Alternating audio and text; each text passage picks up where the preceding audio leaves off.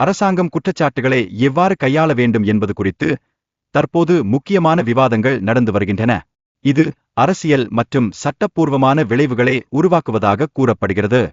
இந்தியாவின் வணிக சூழ்நிலையை பாதிக்கும் வெளிநாட்டு குற்றச்சாட்டுகள் குறித்து பலரும் கருத்து தெரிவிக்கிறார்கள். இது வணிகம் மற்றும் பொருளாதாரத்தில் பாதிப்புகளை ஏற்படுத்தும் என்பது குறிப்பிடத்தக்கது. அமெரிக்காவின் சிக்கலான சட்ட நடவடிக்கைகள் இந்தியாவில் உள்ள ஒழுங்குமுறை அமைப்புகளை எவ்வாறு பாதிக்கக்கூடும் என்பதற்கான கேள்விகள் தொடர்ந்து எழுபவராய் உள்ளன. இதற்கான மேலதிக விவாதங்கள் சமூகத்தில் உருவாகின்றன. அடானிக்கு எதிரான 2200 கோடி ரூபாய் ஊழல் குற்றச்சாட்டு முக்கால்வாசி முறையில் கவலைகளை ஏற்படுத்துகிறது. இது இந்தியாவின் பாராளுமன்றத்தில் பெரிய விவாதமாக மாறியுள்ளது.